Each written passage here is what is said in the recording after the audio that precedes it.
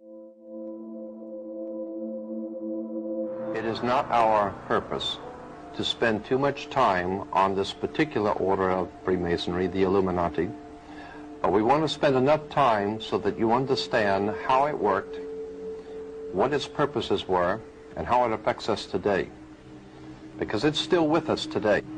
I think at one time or another we've all questioned as to whether all that we see and are experiencing in our world has some sort of a rational plan behind it, because we understand now that both the Republican and the Democratic Party in our country are basically run by the same people. The same money finances both sides. We now know, of course, through the work of many historians who have spent their life working on research to show us that both sides of world conflicts have always been financed by the same people. And as I've said before, there seems to be a method to the madness going on in the world. We know, of course, that we cannot depend on our leaders. Our leaders are misleaders. There is a science that they're following. They have their own agenda, and it doesn't include you. Conflicts require money and corporation. World conflicts require world banks, International Monetary Fund. Professional groups all have fraternal orders. Doctors, attorneys, etc. have their own specific fraternal orders. In the banking world, it is the same way. They have a fraternal order. In politics, there is a fraternal order. However, we're not supposed to know anything about that because that's not our business. That fraternal order in politics and banking has been known for many years by those in the inside. It has been referred to by different names, different times, in different countries. The best overall name that we can give to this fraternal order, which is running our country, politics, monetary, is Freemasonry. Our country, like so many before us, and like so many after us, was in fact founded by Freemasons. Freemasonry has played a part in almost every government ever founded in this world. It is in operation today throughout the world.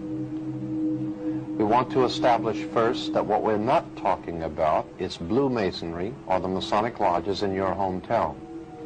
We're not talking about the Freemasons that live across the street from you. We're talking about a worldwide fraternal organization that is powerful enough, old enough, and wise enough to operate behind all governments in the world, behind fraternal institutions, monetary systems in the world, and yes, they are in fact connected. For instance, the idea that our country was founded by so many Freemasons and Rosicrucians, among others, we ask ourselves, why do we fold the American flag in a triangle? And what does the pyramid or the triangle have to do with the American system of government on our dollar bill? If we remember that our Constitution was signed in Philadelphia, Pennsylvania is referred to as the Keystone State. The reason why Pennsylvania is the Keystone State, because the Freemasons that founded this country were members of the Scottish Rite, and in that Scottish Rite there is the Royal Arch degree. The Royal Arch degree, and of course the Royal Arch, if you do not know, was originally because of the sun coming over the horizon in the morning made the Royal Arch. The Royal Arch degree of Freemasons has been continually and ever busy throughout the world with their Freemasonic endeavors. The United States, as I said, founded in its Constitution in Philadelphia, Pennsylvania becoming the keystone of the Royal Arch. There is much concerning this material that we need to look at. Who are the Freemasons?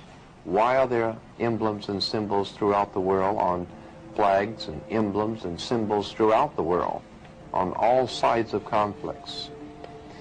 We might ask ourselves about the Red Cross. The International Red Cross is a Masonic organization. They always, in every conflict, are able to go behind enemy lines. Why is the Red Cross, the International Red Cross, able to go behind enemy lines in wartime and conflict? There's a reason. The International Red Cross out of London, connected with the American Red Cross, comes from the Red Cross of St. George, the cross on the British flag, the Red Cross. That also is a Masonic institution. In our discussion of secret societies, Freemasonry, and occult orders in general, we want to talk about one that might be familiar to you, or perhaps you've heard about. It's called the Illuminati. We don't intend to spend a whole lot of time on the Illuminati, just enough to familiarize yourself if you've never heard of the organization.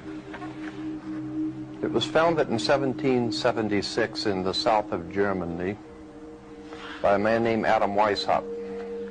He formulated his plans in relation to the House of Rothschild in England, Germany, France, Italy.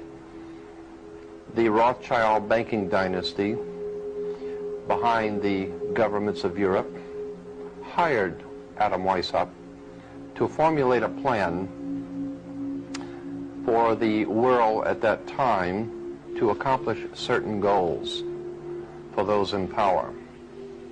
That plan came to be known as the Illuminati plan.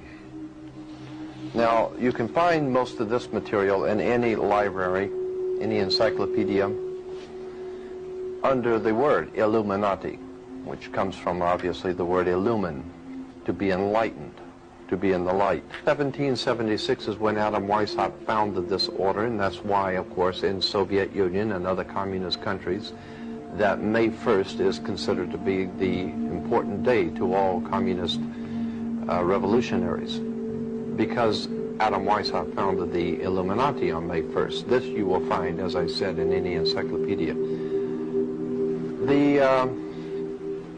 The bait that was laid by Adam Weishaupt for control of peoples was a very old and tried project. It was called democracy, a people's democracy. Adam Weishaupt, like many others before him, understood that democracy has never worked, is not working now, and never will work. Basically because of the reason that people, while they could be and are the power of any government, the people are always the power of a government.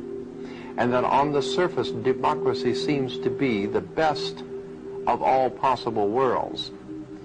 Democracy is a very bad form of government because the people can be misled.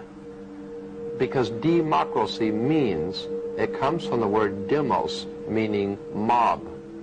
A mob in the street is a demos. Demosocracy, ocracy meaning rule. Demosocracy or democracy means mob rule. You might say that true democracy is like 35 whites hanging one black. That's democracy, the rule of the mob. Now, when we put it into more Americanized political terms, it's the rule of the people. And while that may sound good in print, the founders of democracy in our modern day form realized that the people can be manipulated into accepting whatever they want the people to accept. Let's go on with this subject of the Illuminati and its symbols. You will find the symbol of this secret society on the back of a $1 bill. On the back of the dollar bill, on the left-hand side, you will see the pyramid with an all-seeing eye, the eye of Horus, the Egyptian god of light, the Egyptian god, God's son. And you will see beneath the pyramid 1776 spelled out in Roman numerals, and the words Anokopias over the top of the pyramid. Anokopias is translated to mean our enterprise. Anut, our enterprise. Kopias is translated to mean has been crowned with success or is crowned with success. Therefore, Anokopias is our enterprise is now a success. And then to find out what enterprise that it was a success, as on the bottom of the pyramid, Novus Ordo Seclorum, the new order of the world, the new world order.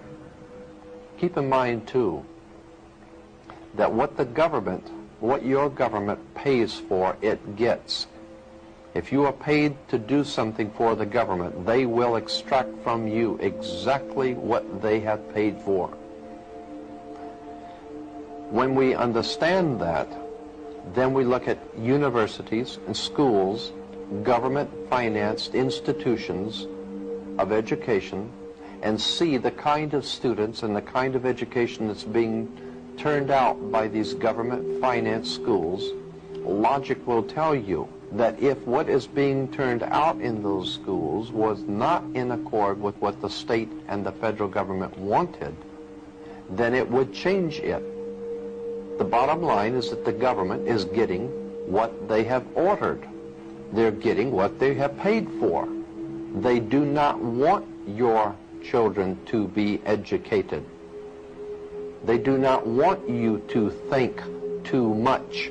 That is why our country and our world has become so proliferated with entertainments, mass media, game shows, television shows, amusement parks, drugs, alcohol, and every kind of entertainment to keep the human mind entertained, so that you don't get in the way of important people by doing too much thinking. You had better wake up and understand that there are people who are guiding your life and you don't even know it. And all American citizens, I think, have suspected something like this is going on. But we're all too busy trying to stay alive and live our lives. And after all, what can one person do about it? One person can do nothing, but a nation educated can do much.